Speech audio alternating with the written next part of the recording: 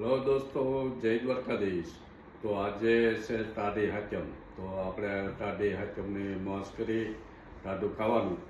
અને અમારે જે રીધુ ને પૂર્વી બંને રહેશે ઓસ્ટ્રિયા, એ લોકો ઓસ્ટ્રિયા તેની બાજુમાં ચેક રિપબ્લિક દેશ છે નાનો એવો, બહુ સુંદર મજાનો.